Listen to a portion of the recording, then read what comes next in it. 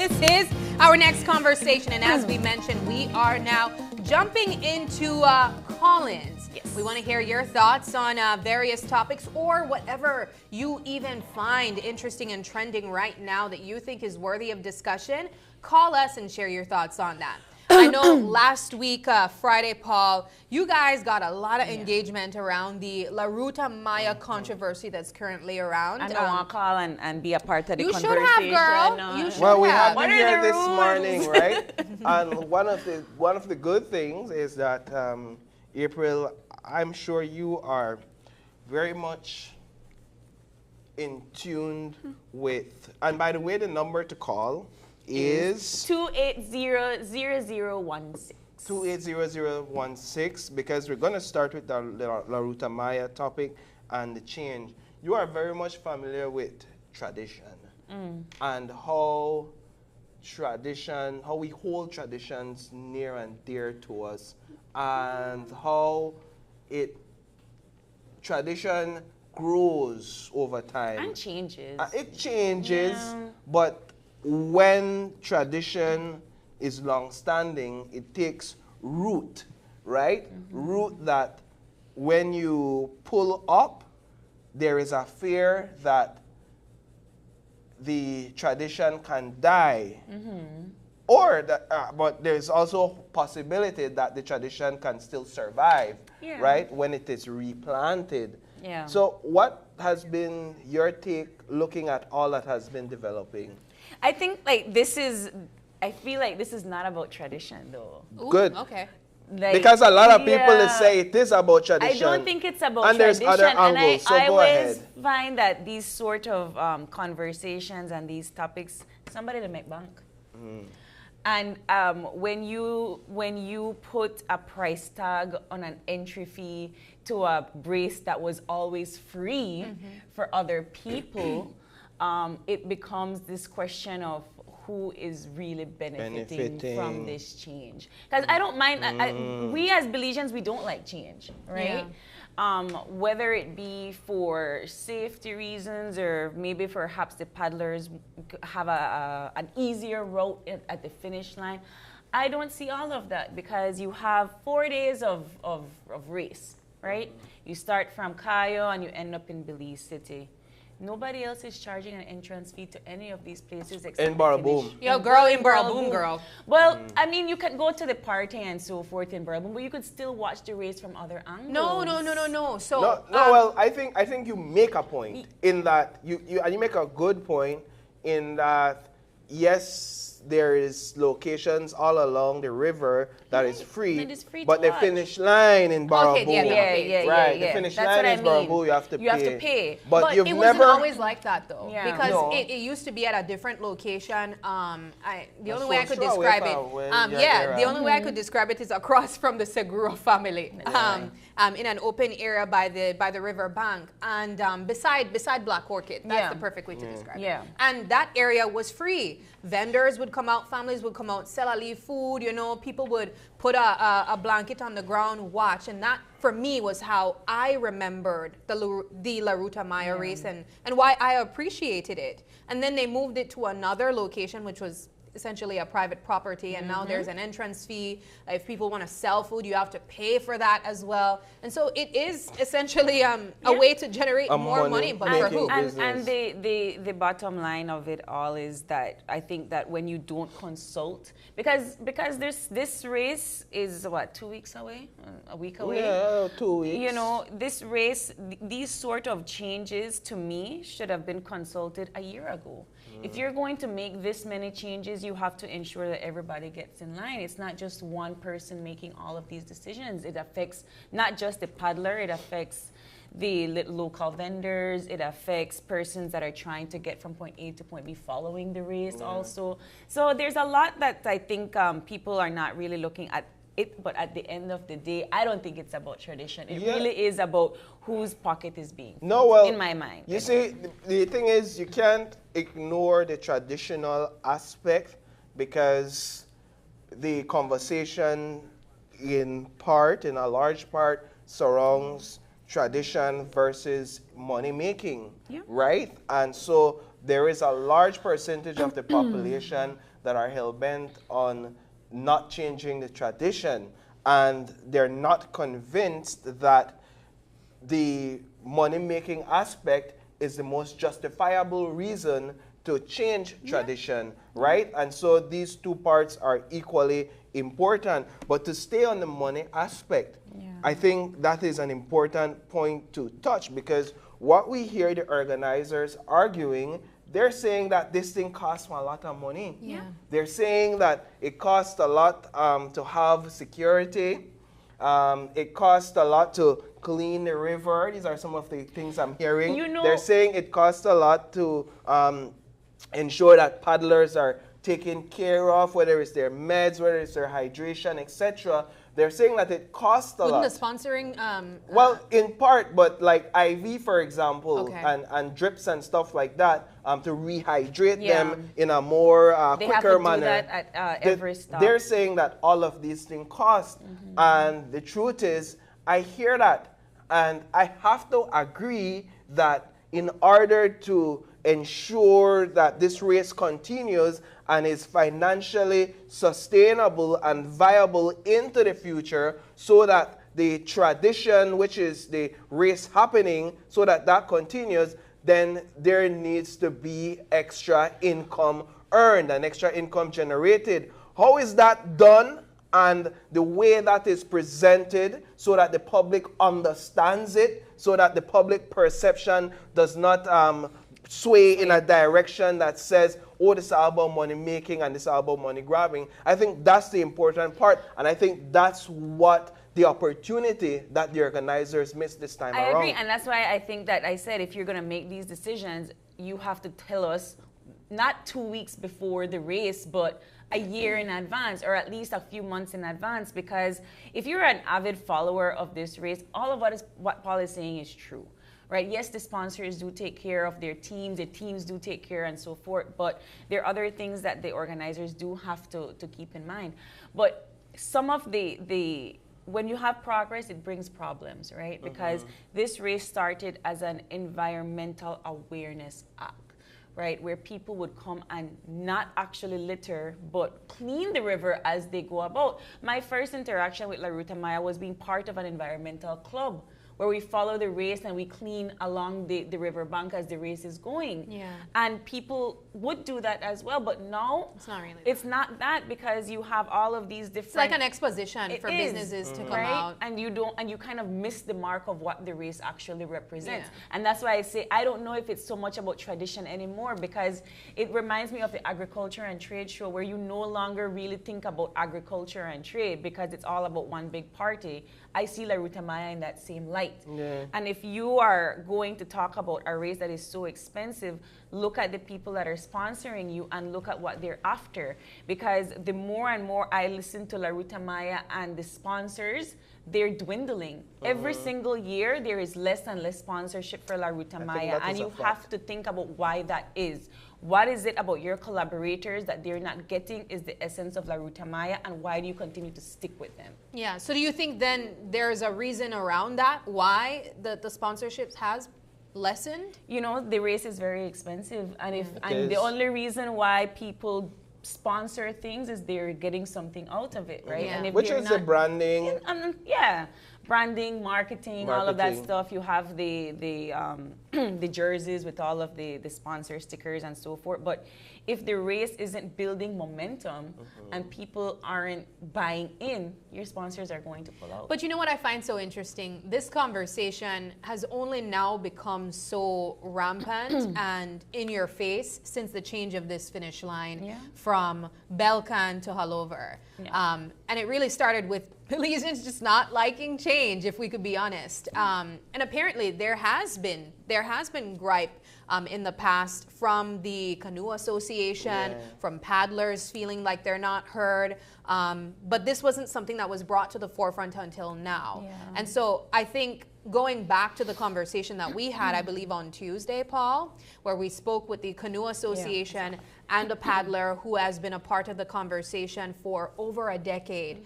There seems to be some type of disconnect between the organizers and the paddlers who make this competition possible in the first place. And that needs to be amended as soon as possible, because if they are not providing a space for these paddlers to be heard, they will leave. And then what happens? If you don't have paddlers, you don't have a competition in the first place. Sonia Singh on Facebook says, my main concern to this new ending of the race location is the danger of that Hallover Creek, though. Yeah, no, it's a very important point, simply because the security concerns are real. Yeah. There's two things you could look at for that point there. The first thing is, yes, the currents, and more specifically the undercurrents where that estuary is concerned. We've seen a case a couple of years back where a young man fell into the river at that location off a jet ski and lost his life. And a part of it, based on reports, was a concussion that he reportedly received. But another part of it had to do with the strong undercurrents in that area. That is a major concern. Yeah. And so the Belize Coast Guard will have to be on high alert. And I would imagine they will have to increase resources when it comes to that area, especially when you consider families, when you consider children that participate in the race. And then the other aspect that you have to look at, so there you have the Belize Coast Guard manning the waters, but then what about the traffic on the bridge? For those that say, I don't want to go and I don't want to pay a fee, because now we know for a fact that you'll have to pay a fee to get into the Grand Resort to view the finish of the race. But you have people that say, I don't want to pay that fee. Yeah, so because there's the walking area of the actual you'll crowd the bridge, but the walking area will not be enough to hold that crowd. The pedestrian walk on both sides of the bridge will certainly not be enough to hold that crowd. So what happens to the large amount of vehicles that needs to be parked? What happens to the large amount of foot traffic and the traffic nightmare that either the traffic department, whether it is municipal traffic or otherwise national traffic, that they will have to man and manage, and even the Belize Police Department. This is the primary entry and exit way on the Philip Goulson Highway for Belize City. And so you could see this, and this is the criticism we're hearing, being a huge traffic nightmare on the day of the race. I want to see what happens and how it will play out, because everything that you're saying is absolutely true. And the crowd control is going to be difficult. Even when you're there at the Belcan Bridge and at Civic, the crowd control is wild, because right after the paddler is done, they go straight into the prize giving award ceremony and all of that jazz, and that is a huge crowd to control. I am concerned for more of the safety than anything else. And I'm pleading to the organizers that if you're going to make decisions and changes like this, please let everybody know way ahead of time. Yeah. Well, we have a caller at this time, and so we say good morning to our first caller. Good morning, caller. Yes, good morning. Good morning. I see you have the phone number. I think I have the chance to call in and give my what I think. You're currently live, caller. Let's hear your thoughts. It's true that the new bridge is not the best location where the La Ruta Maya is supposed to end. The traditional is always have been at the what's the name of the bridge? It's Belchina Bridge. Belcan, yeah. Belcan Bridge. Yeah, correct. So I believe that we should still keep that tradition. Even if they're going to rebuild a new bridge, you have to have a bypass. And we could still use that and still have our traditional La Ruta Maya finish there every year. You dig? Yeah, so no. Go ahead. I just want to finish with this. Yeah, no, go ahead.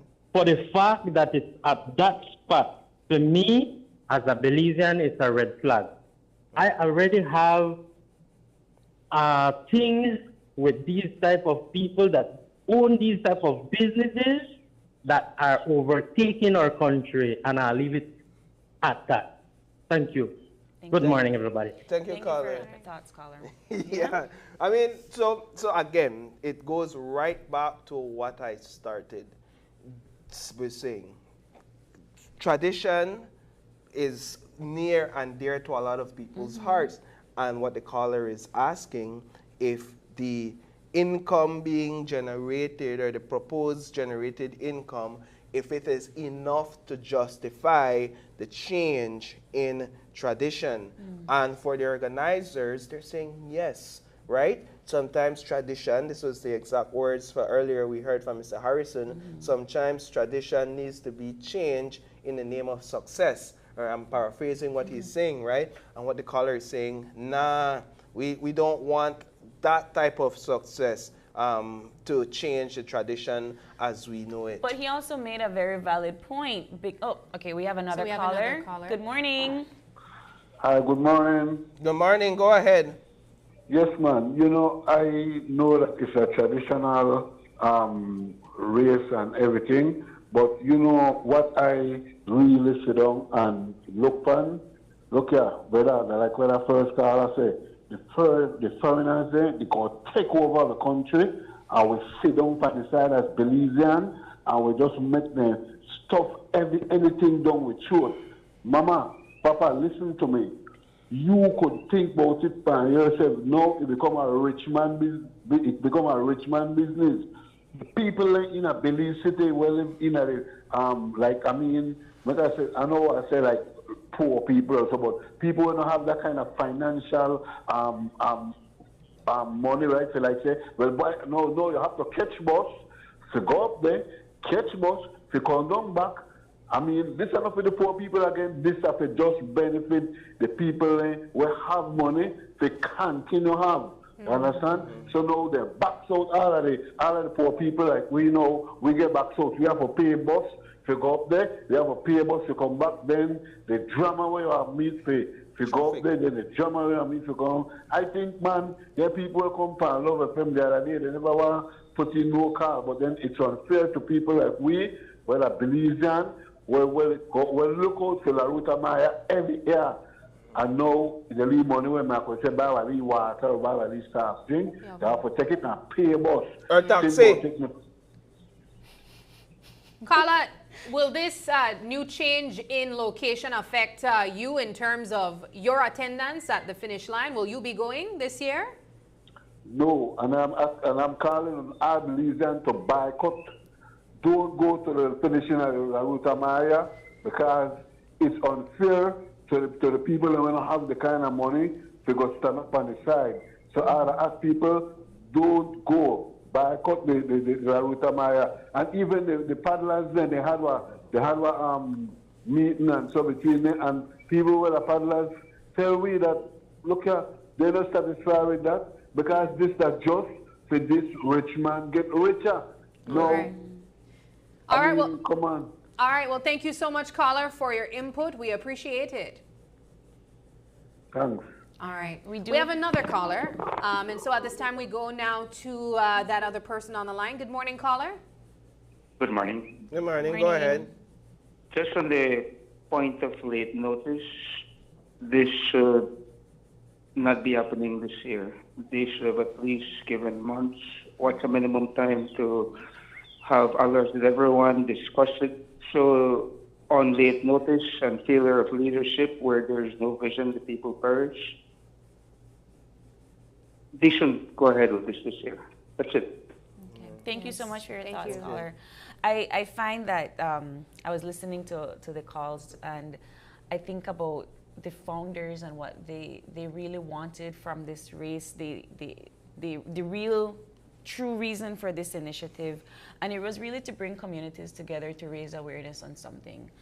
I'm not sure what the reasoning for La Ruta Maya is anymore. I don't know if they've lost their essence or why, but in terms of what the point that the previous caller had made about maybe perhaps when the Belcan Bridge is demolished and something else comes along, the race would have to move. And so there are reasons to change traditions. I just think that the way that the organizers went about it was was the wrong way. Because if you have time to prepare, if you're somebody that actively watches this race, if you're somebody that follows this race, it's an expensive race to follow. I've done it before. You have to fuel up your vehicle, and you have to make sure that you have everything in place for the next 4 days. And if you are somebody that invests in that, you kind of feel blindsided when they make changes abruptly. Rita Maya is next week, as our producer just reminded us. And do you really have that time to say, let's change it and everybody just be okay with it? Yeah. I'm not going to lie to you, though. I think it's primarily the association with the finish line that's kind of turning people off too, where most of the other finish lines are like an open space, right? So if you go to Doublehead, there's like that big open space, the community area. You go to Boral Boom, it's a private property, but it's an open space. And so vendors can go in, even though you have to pay, but it's an open piece of land. While in Belize City, the finish line, it's a private business. It's like a hotel, right? It's a hotel and it's property. a casino. And so people kind of feel like, okay, this isn't really about the spectator experience anymore. It's about you actually paying this private entity to view it from their property. And so there were questions that arose this week about what sort of arrangement the broadcasters and the private business entity has, right, in order to generate the funds that the organizers say is needed to put off such a race and to keep the race from, to ensure that the race is financially sustainable. So that's one of the questions we put to Mr. Harrison earlier this week, and he said he doesn't have an answer for it. There was on social media saying that some paddlers will boycott and not attend the race altogether. So I'm interested about that because I'm really interested to figure out how that arrangement would work, especially when a lot of these paddlers, they have made commitment to sponsors. And so how does that work when you have already, you know, received financial support for your training, for perhaps the resources that you'll be using, your canoe, whatever jerseys that you have to go about buying. You know, as we mentioned, it's expensive, but not only on a race day, on preparation leading up to that as well. So the Belize Canoe Association, whose vice president is Mr. Elvin Penner, who we had on set earlier, they are leading a meeting this weekend, this Saturday. And so what people are calling on paddlers to do is to boycott the race. People are calling on paddlers to protest. I don't think that's a good idea, to boycott the race. Like you're saying, I wouldn't do that you make a rational point, but they have several proposals on the table as to what are some of the options they have. And the most common suggestion, they say, is in fact to boycott the race and just do not participate. That's one, right? That's the most common, that's the most popular suggestion. People say, oh, the paddlers have it, the power in their hand, just boycott the thing. I don't think they have the power in their hand. The sponsors are the ones who... Well, the argument is if the sponsors agree, go along with then it, sure. then okay, it's just a united front, right? Then the other suggestion is to boycott the broadcasters, the broadcasting of the race. Right, so it would be the broadcasters. Love FM, right? So they're not to grant any interview to Love FM for the entire 4 days of the race. You know, at the end of every race, the persons that finish first or some of the paddlers, they get an top interview.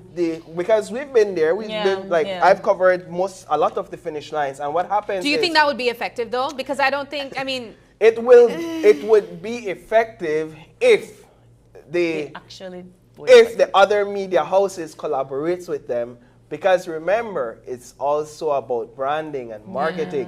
And so what the primary broadcasting company does is they provide that avenue for, let's say, Black Orchid. All right, and now we have Black Orchid team to get that exposure during that interview.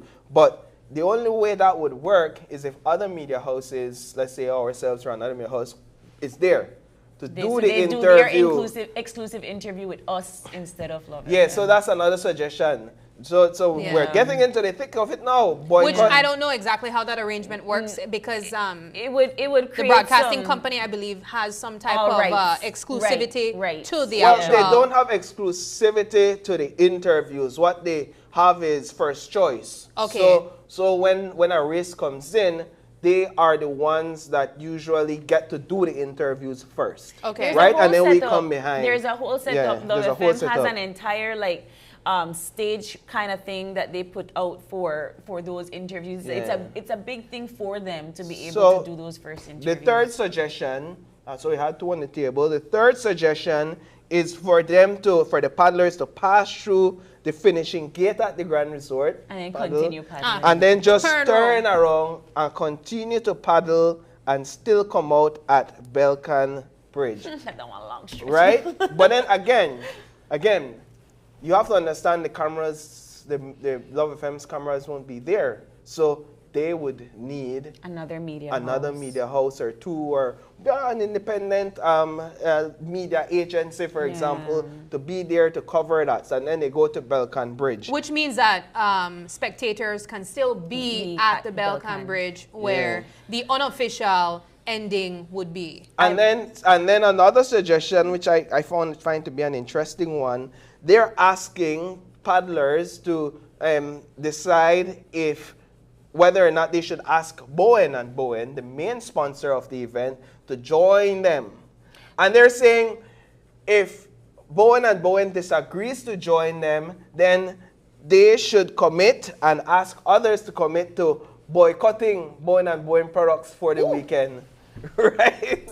Sorry guys, I need my water. Yeah. So this is another suggestion. If they're saying if the answer is no, they want to stay with the race as it is right now, and then Bowen issued a statement earlier to say they have nothing to do with the establishing the finish line. Yeah. Then they're saying then we should also boycott Belize for the weekend. That's our hard battle for fight. I will tell you. I think very unlikely as well. People know after that.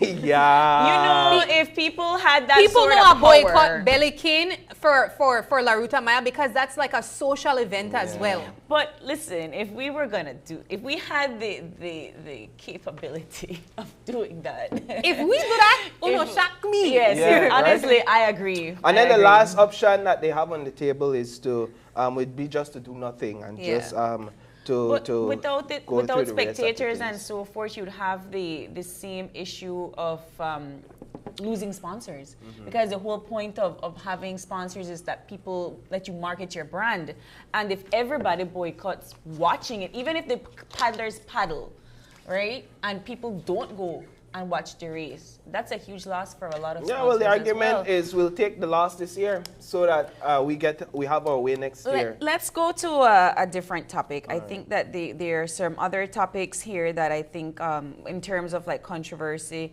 I'm not really privy to the carnival situation. I would really like to shed some light on the carnival situation, but also the hotline mess that we saw online too with Andrew Munnings, because that was an initiative done by just a concerned citizen of the mental health illness that we have been seeing. The effects of that, we saw several videos circulating online of people being aggressive towards others, and just a cry for help, essentially. And so Andrew Munnings, who is no stranger to a lot of people online, he's a business owner who is also here for a Valentine's Day special social show. Media, and he took it upon himself to provide a space where persons can call in and share what would be affecting them. Whether you have suicidal ideations or you feel that you are experiencing some type of mental health decline, he was able to gather counselors, mental health practitioners through a phone line where you would call in and share what's happening with you. However, he put out a statement yesterday via his Facebook page saying that he's very frustrated because people are abusing the number. People are calling in and trying to solicit funds, trying to beg for resources. They want $500 to pay their rent. And if you can't give me that, they're claiming that they will commit suicide. And that's just horrible to know that, one, that's even taking place. People are abusing this phone line to try to ask just a regular person for money, for resources. There's even something specific to things for states. Insane. All in, you know, an effort to abuse something that was meant for people who are really suffering out there. And so we just think that it's important for us to shed some attention on that. If you have any thoughts on that particular initiative, if you think it was perhaps kind of doomed from the start, if you saw that it was not going to be effective from the start, you can also share your thoughts on that. But we want to hear from you guys as well. I think that, first of all, I thought it was a great initiative. I think that people really need it. I think I hope that the pros outweigh the cons in this situation, because people need something like this. Sometimes people don't have anybody to go to, and talking to a stranger about your issues is probably one of the better ways to go about it. For persons that abuse this sort of power, I don't know. Unfortunately, though, I can't say that I'm surprised. Yeah, we have a tendency to do these things to ourselves as a culture. I don't know why, but we do it. Yeah, when I first saw the platform launched, I questioned how this whole system would be resourced in terms of having professionals respond to these individuals. I thought it was good at first to collect data on how much people out there really need this type of support. And up to today's day, I still don't know what sort of support is in the background, like professional support. How much professionals, or is there enough professionals out there that are willing to give free service to individuals that need this sort of mental health support? And I know Mr. Munnings, he did issue a call for mental health practitioners to offer their time and to offer their support. And what he found out early is that there's a lot of people out there that actually needs this type of support, but they're looking for it for free. And this is why he had this overwhelming number of calls in the initial phase. It's like you take a medical clinic to a community and you do it as like an outreach. You'll get a lot of people that come out, but how much can you really give to a community without expending all your resources, right? There's a point where the community has to give back, or individuals have to give back. So I personally did not see the initiative as being sustainable without long-term commitment from mental health practitioners to say that we will always be on the line, we'll always be ready. You need an entire team. You need to staff something like that, and these individuals will eventually have to be paid. So I think he kind of set up himself in that regard. I don't know how well thought out it was, but I understand the heart of it and where it's coming from. And so now it's unfortunate that what we're getting is that instead of people actually getting to the resources, you're getting people that's calling to say, I need help and I need help. But like you said, April, at times we are ultimately, or we become our own demise. Right? But you know what, though? I do believe that there are systems in place, at least from the government, that provides these types of services. There are. For example, I know that under the Department of Youth Services, there's an entire unit or like a branch under them that provides counseling services, multiple counselors. But that's government funded. Government funded, and it's free as well. I will say, though, that there are times when it does become overwhelming. A lot of people do need this sort of resource, and if you're trying to put a particular dollar on it or a cap, because I know for some of these government offices there is a cap, right? I think like 6 sessions or something to that effect. But it's a start. It's a great start. I'm not denying that, but ethically, they should never say no. Like these mental health practitioners, if somebody comes to you in this sort of crisis, right? But my advice to Mr. Munnings would be to take a page out of the suicide hotlines in the U.S., where it's like an entire branch of a particular telecom and government department. Which is properly funded. But I think it's for every call, there's like $1 that goes somewhere, and that dollar is supposed to be to like pay these persons, right? So maybe that's another route to go instead of doing it all alone and with just these practitioners. Perhaps, go to one of the telecom companies and see how something like that could be set up as an assistance, as a monetary assistance, because you're right, Paul, at the end of the day, people do need to get paid. Yeah. But as we close off the other topic, and I don't know this topic, but I just hear a hat and everybody begs. The Carnival Commission that is clarifying the third prize controversy. I know we've been covering it, but I'm still confused. Well, the controversy, the third place issue is just one aspect of it, because the controversy in a whole has to do with the leadership and leadership's qualms, right? Whether or not Carnival in Belize has advanced to the level that it should be at this point in time, as compared to the rest of the region. And then even Chetoma, listen, me watch Chetoma the other day, then people are going, good for Chetoma Carnival. But what I think one of my primary things here is that I don't think that a leader, and this is my personal view, should be in any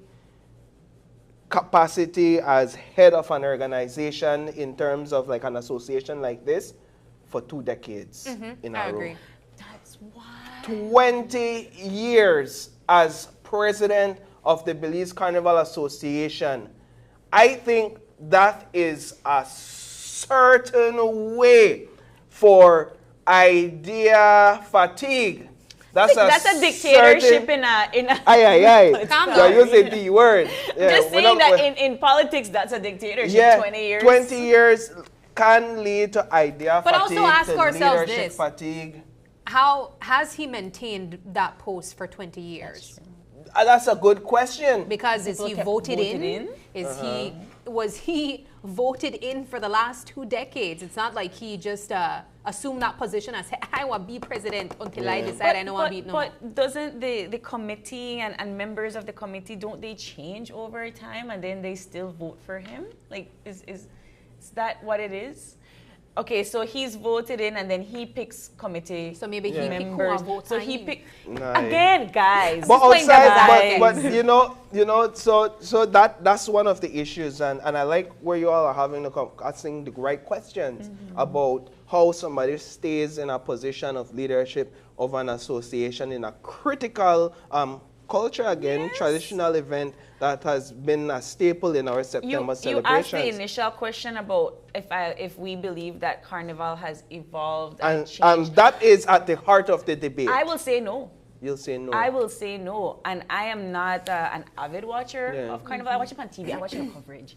But I don't see anything that is new and groundbreaking and incredible.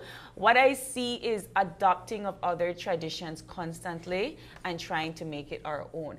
I haven't really understood the competition thing. I haven't really understood. I think everybody joins Titans because that's the one that doesn't enter the competition, and it's the largest band, but it's the last band. Well, they join it because of the costumes, because of how beautiful it is. Which for some people speaks to elevation, right? Yeah. Right, but also it's very expensive to be in Carnival, and it's also very expensive to not compete, because I recall a friend of mine trying to put a band together, and when she went to the association to figure out like what are the rules and so forth, she realized that it's more expensive to not compete than to actually compete. Really? Yes, and everybody would have to pay like $1,000.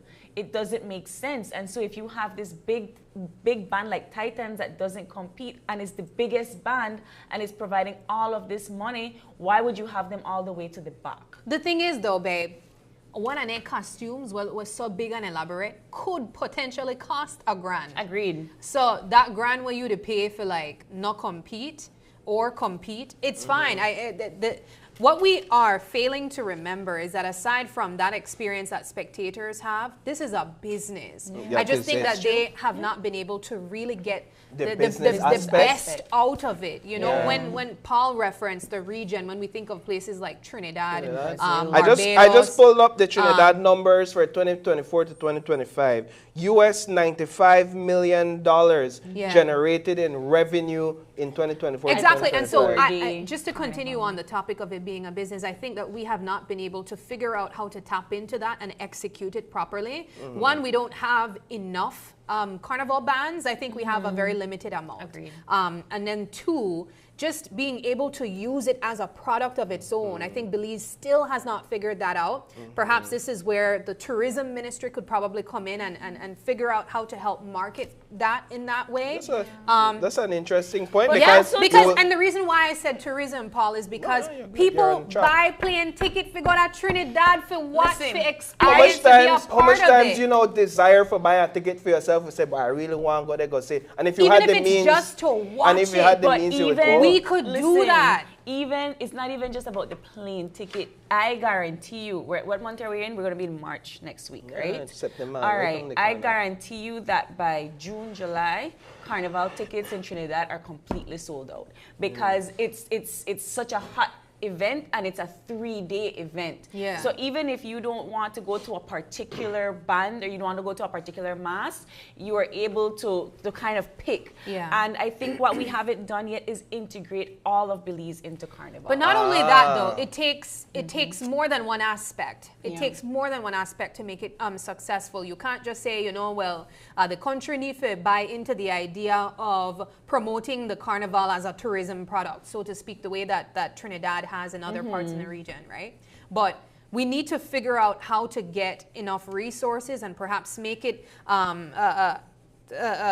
easier for these bands to invest in their costumes so that it looks more elaborate, that people want to spend more money and even be a part of it. So there's we need to reevaluate why we do carnival. So there's an attempted coup of sorts, right, by a group that this group is heavily involved in carnival. They participate. There's leaders in this band leaders in this group, and I think that at the end of the day, even if they take over, they'll still need an idea machine. They'll still need people with the business sense and the sort of large-scale mindset to generate the revenue, because that is what is lacking, whether it's a leader that has been in there for 20 years or it's a group that is trying to overtake. I will wrap up my final thoughts with this. When you look at Trinidad's carnival, everybody is involved. And I'm not saying young people. I'm saying your baby to your granny to the prime minister plays mass. Right? Because it's a part of their culture. Because it's a part of their culture. That's not here. And I think we need to figure out what works for us. Instead of looking to the region, we need to figure out what works for Belize. And like I said, not all of Belize is integrated in carnival, and I think that is also a root of the problem. I'm going to leave that. That's my last 2 cents. Well, I'll share a comment from a viewer saying, carnival benefits everyone. I have everyone in all caps. Sponsors, Belizean public, bands, and even media houses. For this to be happening is sad. What will be the outcome this year? So that's a question that they're asking. What will be this year's outcome? My final point is the need for integration, right? Because like you said, like the commenter said, carnival affects everyone. And when you look at Trinidad, it's not only the Carnival Day that is focused on. Here in Belize, we are primarily focused on Carnival Day. But in Trinidad, for example, and across the region, there is huge events that takes place. And we try to do that, you know, well, I think we try to do that, but we do it secluded and separate and apart from each other, right? So you hold an event over there, hold an event over there, and it doesn't look as cohesive and as united, and then the association come and take over. Whereas in other countries, this is one huge carnival product. Okay. Right? Yeah. And you come in to the country and you enjoy this product, and there seems to be a level of Well, the reason why I said we try to do that is because, if I'm not mistaken, the Carnival Association also organizes these other events aside from the mass camps. They have these like pageants, these like competitions where you have the king or queen, you have the junior mass band king or queen. But they do. Somebody should have cut they do. No, they do. So the issue is it seems to be very little funding supporting it, and then of course the support from actual fans and viewers coming but out as well. I know personally some of the members of the association, and I'll tell you something, these people have a heart for carnival, and they have a passion for culture in Belize, and so I find it unfortunate that there is this divide. I really feel like we all need to come together, bring our resources and bring our minds, and let's really push the product forward versus creating this divide. But like with everything, because the same thing that happened with La Ruta Maya, the same thing that happened with all kind of things, the same thing must have happened in my house right now. I really hope that they do get it together. I tell you, we have to be divided for move forward. You know, a lot of things in this country, right? Like that seems like that is way how to find solutions. Like we divide ourselves and we fight, and as we fight, we have to figure out the thing. We have that's how your band that you get through. No, I really don't like anyway, the so we wrap it up now. Situation. But yes, we gotta take a quick break, and when we come back, elevating your taste experience with premium wines and spirits.